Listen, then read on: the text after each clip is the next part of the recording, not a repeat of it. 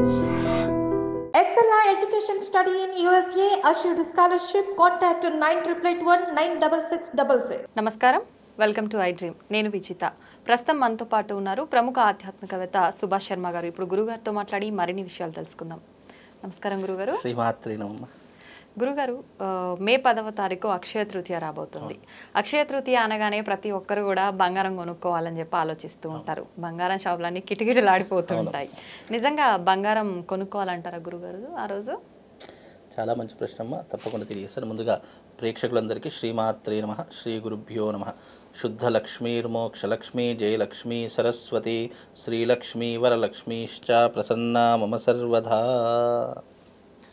అక్షయ తృతీయ అనేటటువంటి తిథి ఎలా వచ్చిందో ముందు తెలుసుకుంటే మనం బంగారం కొనాలా, పూజలు చేయాలా, యజ్ఞయాగాదులు చేయాలా, అసలు ఏం చెయ్యాలి అనేది తెలుస్తుంది. అంటే దాని అసలు అది జన్మ వృత్తాంతం ఏంటో తెలిస్తే మనం ఏం చేయాలో తెలుస్తుంది. ఇప్పుడు మామూలు తృతీయ అనవచ్చు, కానీ ఎస్పెషల్లీ అక్షయ తృతీయ అనడానికి రీజన్ ఏంటో ఫస్ట్ తెలుసుకుంటే మనం ఏం చేయాలో తెలుస్తుంది. అయితే అక్షయము అనేటటువంటిది నాశనము లేనటువంటిది అని అర్థము, ఎప్పటికీ తరగనిది అని అర్థము, ఎప్పటికీ దానికి లోటు ఉండకూడదు అనేటటువంటిది అర్థము, ఎప్పుడు పెరిగేదే తప్ప తరగనిది అని అర్థము. అలాగే అక్షయము అనేటటువంటిది నిండు కుండతో సమానము అని చెప్తూ ఉంటారు. అంటే ఎప్పుడు దాంట్లో ఒక కుండ ఉంది, దాంట్లో నీళ్లు ఎంత తాగినా కొద్దీ ఆ కుండ నిండుతూనే ఉంటుంది తప్ప తరగదు, అంటే దాంట్లో నీళ్లు అయిపోవు, దాని అక్షయము అని అంటారు. అంటే ఏదైతే తరగకుండా ఏదైతే తగ్గకుండా ఉంటుందో దాని అక్షయము అని అంటాము.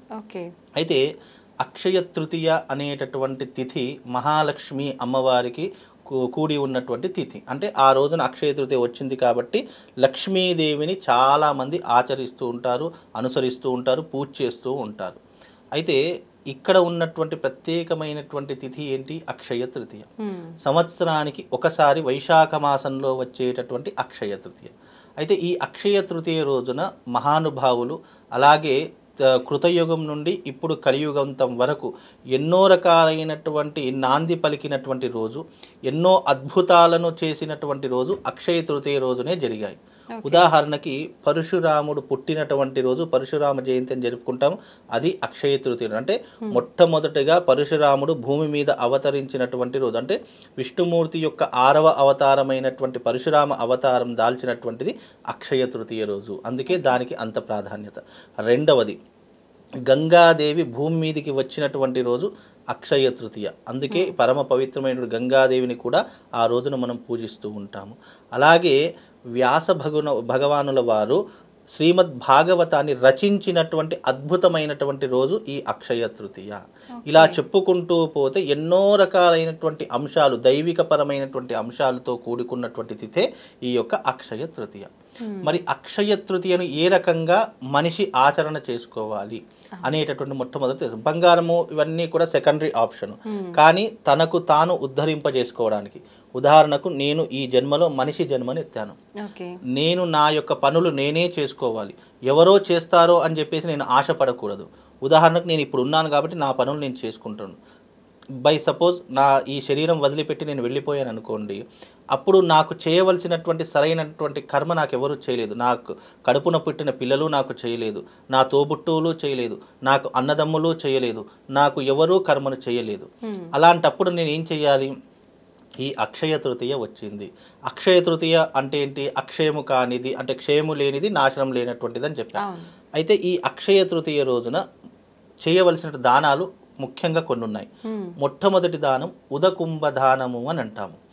కుంభదానము అంటే అర్థం ఏంటి అంటే, నిండు కుండ ఒకటి ఉంటుంది, ఆ నిండు కుండలో నీళ్లు పోసి ఒక బ్రాహ్మడికి దానం ఇవ్వడం ద్వారా నేను మనిషి జన్మలో ఉన్నా సరే, క్రిమికీటకాల జన్మలో ఉన్నా సరే, పశుపక్షాదుల జన్మలోనున్నా సరే, ఎప్పటికైనా సరే నాకు నీటికి లోటు ఉండదు. అంటే అది క్షయము కాదు. నాకు ఇక ఎప్పుడు నేను ఒకసారి అక్షయ తృతీయ రోజు దానం ఇస్తే నేను ఏ జన్మలోనున్నా సరే నాకు దాహం వేస్తుంది అంటే నా కంటి ముందర నీళ్లు ఉంటాయి. అందుకే ఇది అక్షయ తృతీయ అయ్యింది. అలాగే ఈ అక్షయ తృతీయ రోజున నేను ఒక పేదవాడికి కానీ, లేదా ఒక బ్రాహ్మడికి కానీ, ఒక లేనివాడికి కానీ నేను కాస్త భోజనం పెట్టాను, కడుపు నిండా భోజనం పెట్టాను అనుకో, అంటే నీ స్తోమతకు మించి, నీ స్తోమతకు 100 మందికి పెట్టగలుగుతావా, 100 మందికి పెట్టు. ఒక్కరికే పెట్టగలుగుతావు, ఒకరికి పెట్టు. నేను ఒకరికి భోజనం పెట్టినంత మాత్రము చేత నా జీవిత కాలంలో ఏ జన్మలోనైనా సరే నేను కడుపుకి ఎప్పటికీ చావు, నాకు తిండి లేకుండా ఇక ఏ జన్మ ఉండదు. నాకు ఆకలి వేస్తుంది అంటే నా కంటి ముందర నాకు తిండి దొరుకుతుంది. అది ఎలాంటి పదార్థమైనా సరే నా కడుపు నిండడానికి ఒక పదార్థం అయితే దొరుకుతుంది. అంటే అక్షయ తృతీయ రోజు మనం ఏదైతే దానం చేస్తున్నామో అది మన జీవిత కాలంలో తరగకుండా తగ్గకుండా ఎప్పుడైనా సరే నీకు అవసరానికి ఆ వస్తువు నీ దగ్గర ఉంటుంది అనే లోటు లేకుండా ఉండేటటువంటిది అక్షయ తృతీయ. ఎందుకు అంటే మనం ఏదైతే అక్షయ తృతీయ నాడు దానం చేస్తామో, అంటే మనిషి బ్రతకడానికి ఏం కావాలి? నీళ్లు కావాలి, తిండి కావాలి, బట్ట కావాలి, ఉండడానికి ఇల్లు కావాలి. ఇవి ప్రధానమైనటువంటి అంశాలు. ఈ 4 ఉంటే ఏది చేసినా చేయకపోయినా నీకు జీవితం అయితే వెళుతుంది, అలా సాగుతుంది. అలాగే ఈ అక్షయ తృతీయ రోజు దైవిక పరమైనటువంటి కర్మల చేత తనను తాను ఉద్ధరింపజేసుకోవడానికి, అంటే నాది నేను ఉద్ధరింపజేసుకోవడానికి ఈ అక్షయ తృతీయను నేను ఈ రకంగా ఉపయోగించుకోవాలి తప్ప బంగారం కొనాలి, బట్టలు కొనాలి, ఆస్తులు కొనాలి, ఐశ్వర్యంగా ఉండాలి అనేటటువంటి నియమము శాస్త్రం నందు చెప్పలేదు. అంటే వేదం ఏదైతే మనం ప్రామాణికం ఉందో అది ఏదైతే మనకు అనుసరించి చెప్పబడిందో అదే చెప్పడం జరుగుతుంది తప్ప బంగారం కొనాలని ఏ గ్రంథంలోనూ ఏ పురాణంలో చెప్పలేదు. అది మనం కల్పించుకున్నటువంటి అంశమే తప్ప పర్టికులర్గా ఇది కొంటే మనకు బాగు జరుగుతుంది అనేటటువంటి అంశం అవుతుంది. కొంటే తప్పు లేదు, బంగారం కొనడం అనేటటువంటి తప్పు కాదు. కాకపోతే చాలామంది ఏం చేస్తున్నారంటే బంగారం కొనాలి కదా అని చెప్పేసి అప్పులు చేసి మరీ కొంటున్నారు.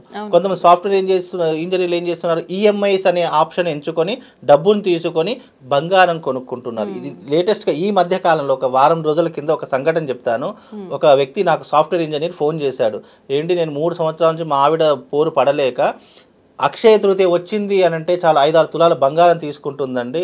నాకు విపరీతంగా టెన్షన్స్ పెరిగిపోతున్నాయి, మానసిక ఒత్తిడి పెరిగిపోతుందండి. ఎందుకంటే ఈ 2-3 ఏళ్ల నుంచి 5 తులాలంటే దగ్గర దగ్గర ఏం లేదని ఒక 2.5-3 లక్షల బంగారం. అలా 3 సంవత్సరాల నుంచి తీసుకుంటున్నానండి. కానీ బంగారం అలాగే ఉంటుంది, కానీ అప్పులు మాత్రం పెరిగిపోతున్నాయండి. అంటే మనము జీవితకాలం అక్షయ తృతీయ రోజు కోసం మనం అప్పు చేస్తే అప్పులు విపరీతంగా పెరిగిపోతాయి. నువ్వు తీసుకున్న వస్తువు అలాగే ఉంటుంది, కానీ నువ్వు ఎప్పుడైతే అప్పు చేసి వస్తువు తీసుకున్నావు అది అలాగే ఉంటుంది, నీకు అప్పులు పెరిగిపోతాయి. కాబట్టి అప్పు అనేటటువంటిది చేసి బంగారం నీ దగ్గర స్తోమత ఉంది అంటే తీసుకోకపోయినా నష్టమేం లేదు. అందులో ఎస్పెషల్లీ బంగారం తీసుకోవాలనేది ఏ శాస్త్రంలో చెప్పలేదు. కనుక అక్షయ తృతీయ రోజు యజ్ఞయాగాదులు నిర్వహించుకోవాలి. నీకు జీవితంలో వృద్ధిలోకి రావాలా, ఐశ్వర్యవంతుడివి కావాలా, సిరి సంపదలకు ఎప్పుడు నీకు లోటు ఉండకూడదా అని అంటే అక్షయ తృతీయ రోజు చేయవలసినటువంటి విధానము పద్మపురాణంలో చెప్పారు. పద్మపురాణంలోను స్కాంద పురాణంలోను 2 రకాలుగా చెప్పారు. స్కాంద పురాణంలోనేమో లక్ష్మీనారాయణ హృదయ హోమము అనేటటువంటిది ఒకటి ఉంటుంది. అది ఎస్పెషల్లీ సంవత్సరానికి ఒకసారి వచ్చే అక్షయ తృతీయ నాడే ఆచరణ చేసుకోవాలి అని ఒక పద్ధతి. ఏంటండి చదవాలా పుస్తకం? అది యాగం ఉంటుంది. అక్షయ తృతీయ అంటే యాగము చేయడం ద్వారా ఏమవుతుంది? లక్ష్మీ కటాక్షం కలుగుతుంది. ఇప్పుడు ప్రతి ఒక్కరికి తొందరగా కోరికలు నెరవేరాలి, ఇన్స్టంట్గా కోరికలు నెరవేరాలి అంటే షార్ట్ కట్లో మార్గాలు కొన్ని ఉంటాయి. అంటే పద్మపురాణంలో ఈ స్కాంద పురాణంలో చెప్పేటటువంటి అంశాలు ఏంటంటే నువ్వు ఐశ్వర్యవంతుడి కావాలంటే లక్ష్మీదేవిని ప్రసన్నం చేసుకోవడానికి అమ్మవారికి ఇష్టమైనటువంటి యజ్ఞయాగాదులు చేయడం ద్వారా నీ జీవితంలో సిరి సంపదలు పెరుగుతాయే తప్ప నువ్వు బంగారం కొనడం ద్వారానో ఇంకా లేదా వేరే ఇతర వస్తువులు కొనడం ద్వారానో నీకు అప్పులు పెరిగిపోతాయి, ఐశ్వర్యం తరిగిపోతుంది తప్ప నీకు వచ్చేటటువంటిది ఏమీ లేదు. నీకు అక్షయ తృతీయ వచ్చింది అంటే చక్కగా లక్ష్మీదేవిని ఆరాధన చేసుకోండి. లేదు ఇంట్లో ఒక పటం పెట్టుకొని లక్ష్మీదేవి దగ్గర దీపం వెలిగించి ఓం శ్రీం క్రీం మహాలక్ష్మీ నమః అనేటటువంటి మంత్రం చదువుకోండి. ఓం శ్రీం శ్రీయై నమః అనేటటువంటి మంత్రం చదువుకోండి. ఈ విధంగా చేస్తే మీకు అదృష్టం అనేటటువంటి వరిస్తుంది తప్ప బంగారం కొంటేనే అదృష్టం కలుగుతుంది అని అపోహ మాత్రం ఎవరు పెట్టుకోకండి. అలాగే అక్షయ తృతీయ వచ్చింది అంటే అనేక చోట్ల యజ్ఞయాగాదులు జరుగుతాయి, దేవతా క్రతువులు జరుగుతాయి. ఈ వైశాఖ మాసాన్ని మాధవ మాసం అని కూడా పిలుస్తారు. బికాజ్ ఎందుకు అంటే ఇదంతా కూడా విష్ణుమూర్తికి లక్ష్మీదేవికి సంబంధించినటువంటి మాసము. ఈ మాసంలో వైశాఖ మాసంలో వచ్చే అక్షయ తృతీయ పరమ పవిత్రమైనటువంటి రోజుగా గాను అలాగే మనల్ని మనం ఉద్ధరింపజేసుకోవడానికి ఎవరో ఏదో చేస్తారు అని ఎవరి మీద నమ్మకం పెట్టుకోకుండా ఇలా వచ్చేటటువంటి గొప్పనైనటువంటి తిథివార నక్షత్ర ముహూర్తాలలో మనం ఏం చేసుకుంటే మన జీవితం అనేటటువంటిది ధన్యమవుతుంది. ఎప్పుడు కూడా మనిషికి 2 రకాల కర్మలు ఉంటాయి. ఒకటి పాపకర్మ, 2 పుణ్యకర్మ. ఈ రెండుటిని కూడా బ్యాలెన్స్ చేసుకుంటూ వెళ్తే గనక నీ జీవితం అద్భుతంగా ఉంటుంది. నువ్వు పాపకర్మను ఎప్పుడు ఎలా తగ్గించుకోవాలి అనేటటువంటి కొన్ని కర్మ సిద్ధాంతంలో కూడా కొన్ని విధానాలు చెప్పడం జరిగింది. తిథి, వార, నక్షత్ర, ముహూర్త, యోగ కరణములోని పంచాంగంలో 5 కరణాలు ఉంటాయి. ఈ 5 కరణాలతో కూడుకున్నటువంటి తిథి సంవత్సర కాలంలో వచ్చేది అక్షయ తృతీయ. ఈ అక్షయ తృతీయ రోజున గనక లక్ష్మీ కుబేర తంత్రయాగము అని చెప్పి చేస్తూ ఉంటారు. ఆ లక్ష్మీ కుబేర తంత్రయాగంలో గనక నువ్వు పాల్గొంటే దారిద్ర్యం అనేటటువంటిది తొలగిపోతుంది. కటిక దారిద్రుడైనా సరే అపర కుబేరుడు కావడానికి అది ఒక మార్గదర్శకంగా నీకు ఉపయోగపడేటటువంటి రోజే అక్షయ తృతీయ. అంటే ఇక్కడ దారిద్ర్యము అంటే కేవలం డబ్బు లేకపోవడం ఒకటే కాదు, దారిద్ర్యంలో అనేక అంశాలు వస్తాయి. డబ్బు లేకపోవడం ఒక దారిద్రము, నీ జీవిత కాలంలో అప్పులున్నాయి అనడం ఒక దారిద్రము, నీ జీవిత కాలంలో సాంసారికమైనటువంటి జీవితంలో ఎప్పుడూ గొడవలే ఉంటున్నాయి, నాకు ఎప్పుడూ కూడా మనశ్శాంతి దొరకడం లేదు అంటే మనశ్శాంతి లేకపోవడం కూడా ఒక దారిద్రమే. నీ జీవితంలో కోర్టుల చుట్టూ పోలీస్ స్టేషన్ల చుట్టూ తిరుగుతున్నావు అంటే అది కూడా ఒక దారిద్ర్యంతో సమానము. నీ జీవిత కాలంలో శత్రువులు విపరీతంగా పెరిగిపోతున్నారు, తెలియకుండానే నన్ను కిందికి లాగేయాలని చెప్పి చూస్తున్నారు, తెలియనటువంటి శత్రువుతో నేను యుద్ధం చేస్తున్నాను అనడం కూడా ఒక దారిద్ర్యమే. అంటే దారిద్ర్యాలు అనేటటువంటి అనేక మార్గాల ద్వారా వస్తుంది. కనుక నీ జీవితంలో దారిద్ర్యం తొలగిపోవడానికి, నీకు శుభాన్ని కలిగించడానికి ఈ అక్షయ తృతీయ నీ జీవితంలో అక్షయంలా పనిచేస్తుంది అనేటటువంటి అంశమే అక్షయ తృతీయ యొక్క పరమార్థము. ఈ పరమార్థాన్ని తెలుసుకుంటే చాలు. జీవితంలో ఎప్పుడూ కూడా ఒకటి గుర్తుపెట్టుకోండి, మనల్ని మనం ఉద్ధరింపజేసుకోవడానికి ఇలాంటి గొప్పనైనటువంటి రోజులు వస్తాయి తప్ప ఎవరో ఏదో చేస్తారు కదా, ఎవరో ఏదో ఇస్తారు కదా అని చెప్పి మనం జీవితకాలంలో వెయిట్ చేశామనుకోండి, జీవితం అంతా వెయిట్ చేయడంతోనే సరిపోతుంది. ఎవరూ మన కోసం ఏం చేయరు, మన కోసం మనమే చేసుకోవాలి, మన జీవితం మనమే ఉద్ధరింపజేసుకోవాలి, మన పుణ్యాన్ని మనమే సంపాదించుకోవాలి అని అంటే ఈ తిథి రోజున చక్కగా లక్ష్మీ కుబేర తంత్రయాగం చేసుకోండి. దాని ద్వారా అపూర్వమైనటువంటి సిరి సంపదలు వస్తాయి, అలాగే నీ జీవితం ఉద్ధరింపబడుతుంది, అలాగే నువ్వు ఎవరి కోసము వెయిట్ చేయాల్సిన పని ఉండదు. ఇక నాకెవరో ఏదో చేస్తారని ఇక వెయిట్ చేయాల్సిన అవసరం ఉండదు. నువ్వు అక్షయ తృతీయ రోజున నేను చెప్పిన దానాలు చేసుకోండి, యజ్ఞయాగాదులు చేసుకోండి, తప్పకుండా మీ జీవిత కాలంలో అనేక రకములైనటువంటి వృద్ధి నీ జీవితంలో కనిపిస్తుంది. అందుకే అక్షయ తృతీయ అనేటటువంటిది అక్షయమైనటువంటిది, ఎప్పుడు పెరిగేటటువంటిది. అంటే నీ జీవితాన్ని పెరిగేటటువంటి మార్గాలు నువ్వు ఎంచుకో. నీ జీవితంలో భార్యతో గొడవలు ఉన్నాయా, భార్యతో గొడవలు ఉండకుండా ఉండడానికి చక్కగా అక్షయ తృతీయ నాడు నీ భార్యతో పాటు మంచి దేవాలయానికి వెళ్ళి నమస్కారం చేసుకొని ఆ ఒక్కరోజు ప్రశాంతంగా ఉంటే నీ జీవితం అంతా ప్రశాంతంగానే ఉంటుంది. నీకు సంతానం లేదా, సంతానం కోసము నువ్వు చేయవలసినటువంటి క్రతువులు ఏవైతే ఉన్నాయో నీ దగ్గర ఉన్నటువంటి గురువు గారినో అర్చకున్నో అడిగి తెలుసుకో.